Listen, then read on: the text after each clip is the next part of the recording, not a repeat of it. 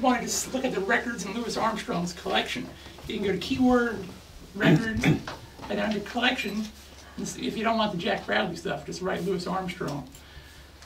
And again, 2142, but then this, yeah.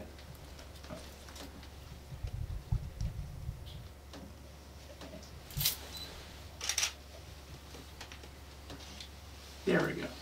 Yeah, so then you get all the records. His Come Dance With Me, Sinatra. Oh yeah, now you can look up anything.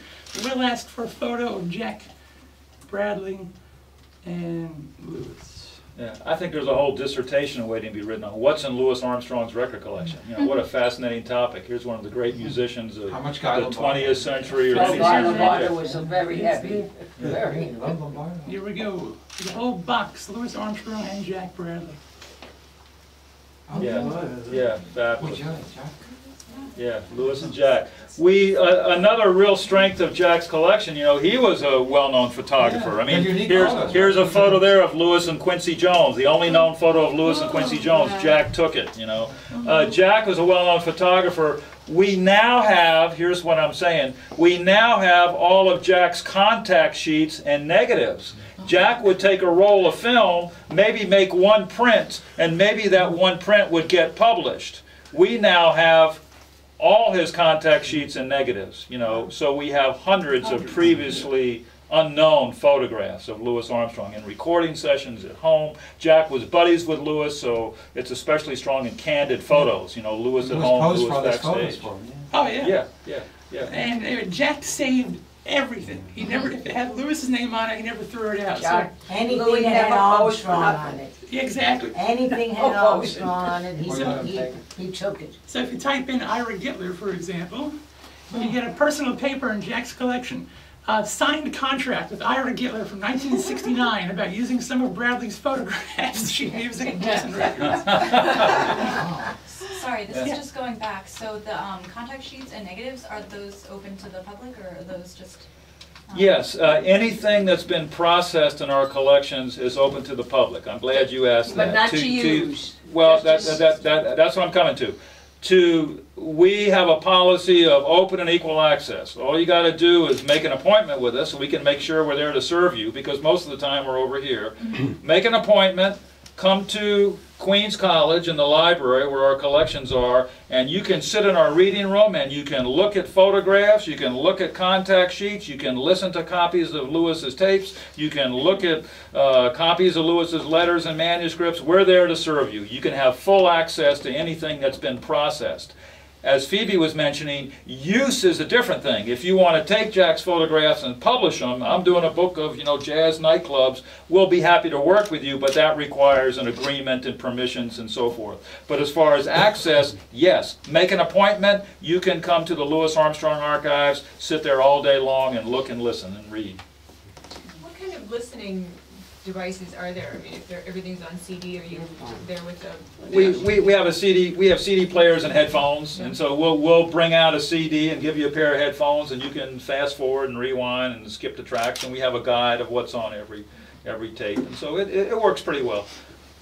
Have you had a lot of visitors for research purposes? The archives, the collections, of course we didn't have as much stuff then as we do now. The collections first opened in 1994. We spent 3 years processing the Louis Armstrong collection, Louis's own stuff. From 1991 to 94, we had a ribbon cutting in May 1994.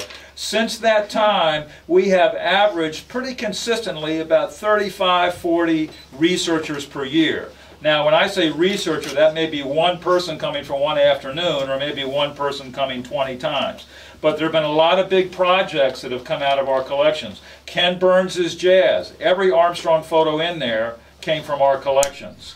Terry Teachout's biography, Pops. He did a lot of research in our archives. There's a book that we sell in our gift shop. Stephen Brower did a beautiful book on Louis's collages, worked with Phoebe and the foundation to put out that book. Well, those collages are in our collection. You know, that's a catalog of our collection. So there have been a lot of recordings and liner notes and photographs and stuff that have come out of our collections. That's our mission. That's why we come to work in the morning, is to make this stuff available to people. Now I know we're running out of time. You could go home, go online tonight, spend from now till 8 o'clock tomorrow morning just surfing through this collection. It really is endlessly interesting and fascinating. Yeah, if you're really bored, there's something here called random images. Oh, yeah, no, that's great. Click That's that great. and, yeah, anything you're interested in, click on Yeah, it. click on the one that's Lewis and Fred Friendly, I think, on the left. Yeah. Oh, really? That's Fred Friendly sitting next to Yeah. Lewis, and not in this photo, but this is from the Satchmo the Satchmo the Great. Great. Yeah.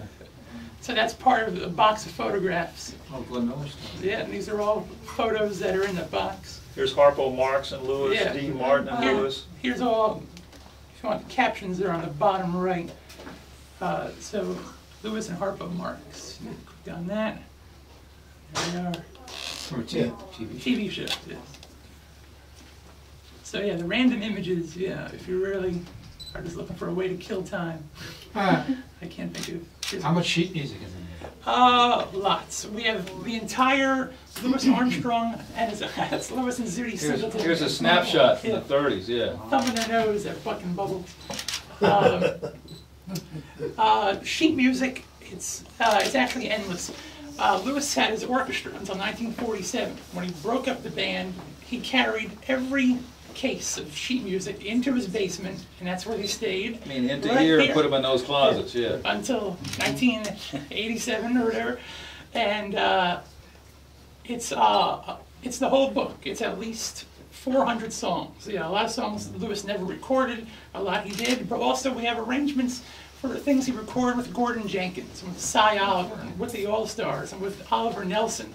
And we have songs that people would write and submit to Lewis that were never published, but we have dozens of those. What we call wannabes. Oh, dear Mr. Armstrong, Right. you had such a big hit with Hello Dolly. I know you'll love this song, you know. And Lewis kept it. And then in Jack's collection, we have about 5 boxes. Let's see if it's like sheet music.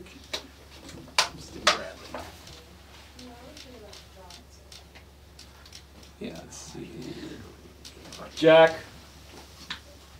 in a very dedicated way, collected sheet music of songs recorded by Louis Armstrong. You know, sometimes Louis Armstrong is on the cover, sometimes he's not, but, you know, So- here's a title So associated with Louis Armstrong. here's I want one the sheet box. music. Here's one box of songs in the Bradley collection that we have sheet music for. They're all songs that You Lewis. have Vladimir Putin doing Blueberry Hill? We will. We will. But yeah, Jack, he got Library of Congress deposits and photocopied them, so we have songs that Lewis never recorded and in his own hand copies. So yeah, that's another endless part of the collection. Yeah, so we could go on and Yeah. on. Any other questions?